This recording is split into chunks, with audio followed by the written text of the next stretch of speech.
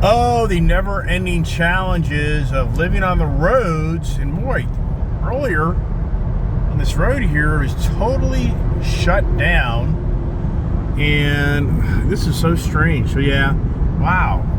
What is going on? This makes no sense. But this is now an hour or 2 hours later me going by here. Oh, somebody crashed up on that wall. So, was it road rage? Hey, we're in the Bronco, man. The Bronco day. I switched it up again.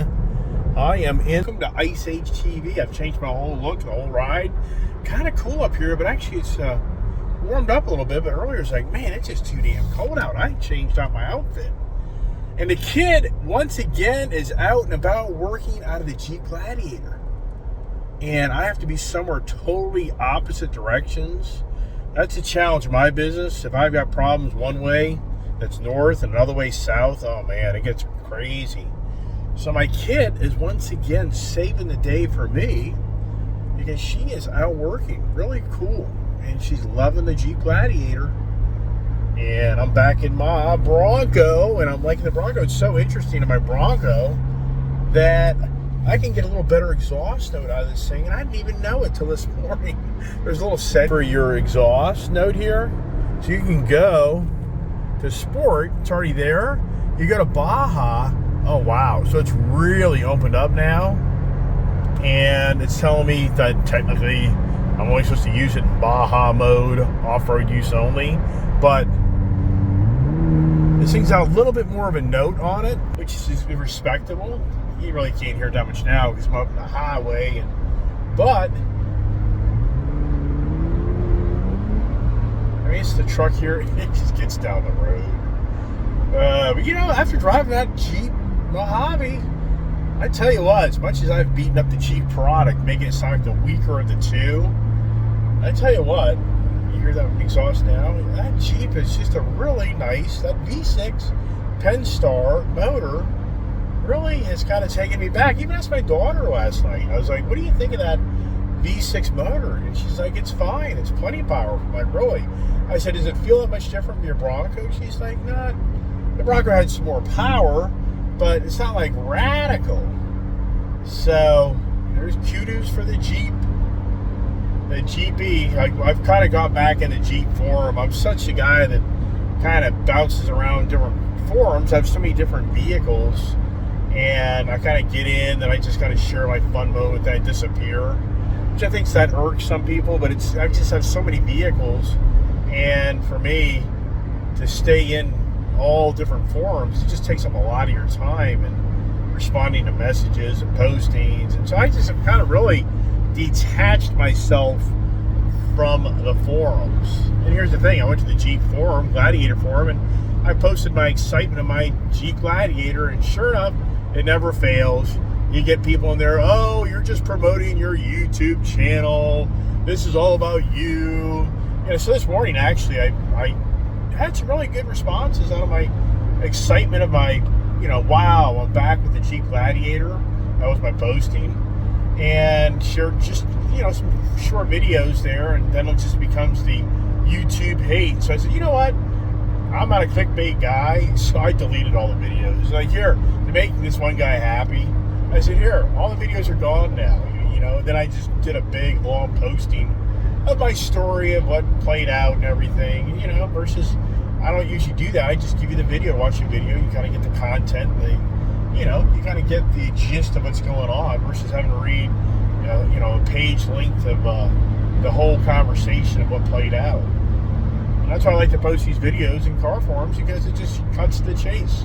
And you can just, scroll through it, and whatever you like to see or hear, great. Watch out, dude. That guy there, just to tell you, Living's Roads, it's Friday. Friday is the worst day of the week to be on this Bellway, DC area, because it's just everybody and brothers leaving town. Yeah, the weakie. So which is the weaker of the two, the Jeep or the Bronco? And that turns into a major blowout argument in these forums, and they both have their pluses and their minuses. That's just what it is. Does the Bronco have minuses? Yeah. There's a lot of people that post what they don't like about the Bronco or whatever. So, you know, it's all about the moment. So, yeah, just making a little video here. Kind of, I don't even know if I've been posted, to be sincere with you, but we'll see how the day goes as I ride around the Bronco and the kid rides around the Jeep Gladiator. There is Potomac River. There's big MGM Studios, the big casino over here. There's the Mud River. Thing's always brown.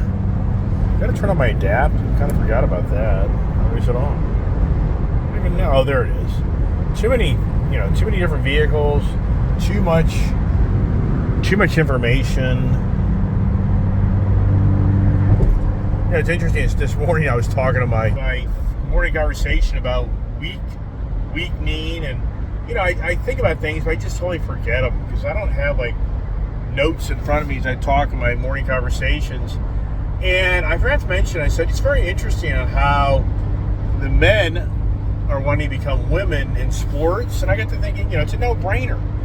The guy that can't compete at the level on the male side to win his trophies then makes his decision to become a girl to win the trophies on the girls' side. I mean, is that weakening or what?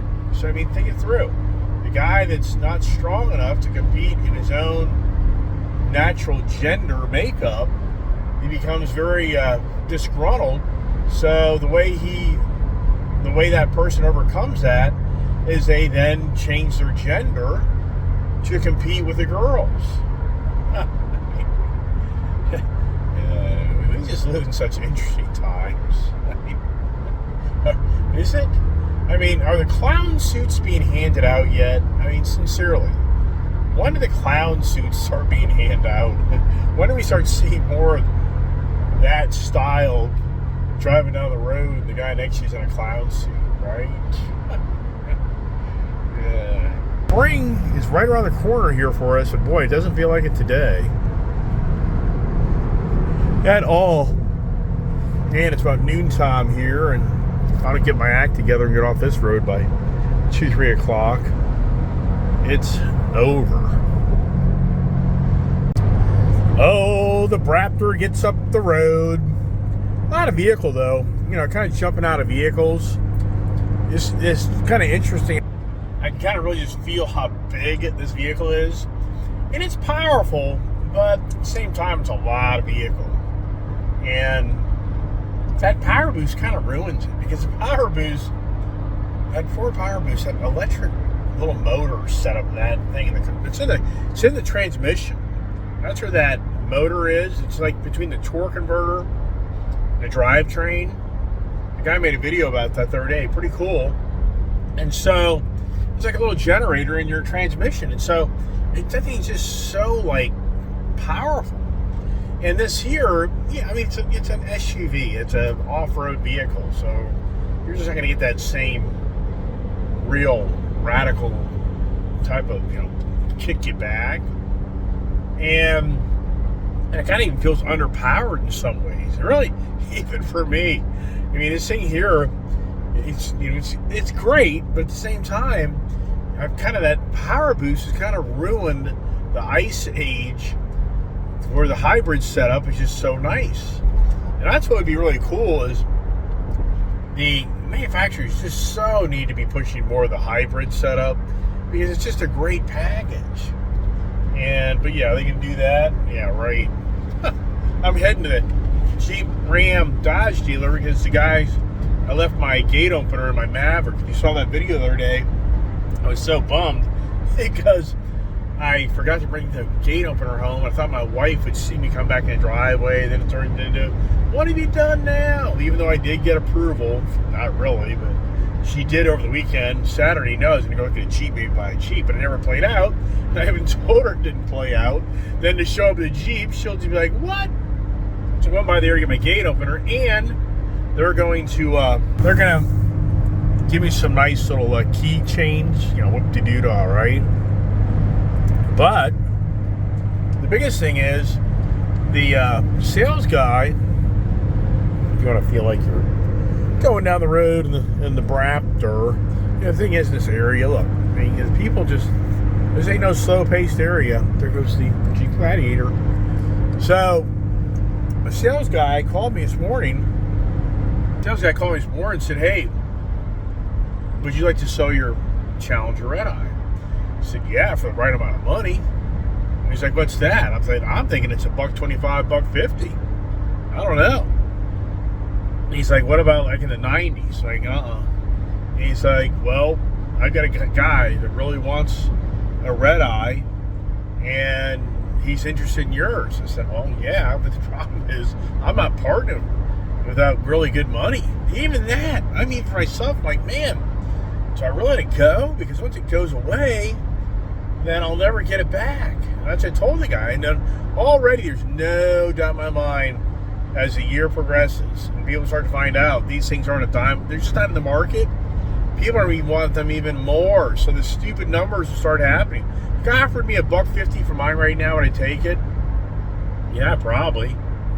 Yeah, I mean, that would be a nice, I mean, sadly, I'd lose my Red Eye. I'll repaint fuel tanks out here next to the airport. So my inclination has been, since last, basically late summer, early fall, is that this year will start to turn into the search for these Hellcats. And I think by the end of the year, you fast forward to next year at this time, I think it's going to get stupid. I think people are going to start paying stupid money for these cars because you can't get them anymore.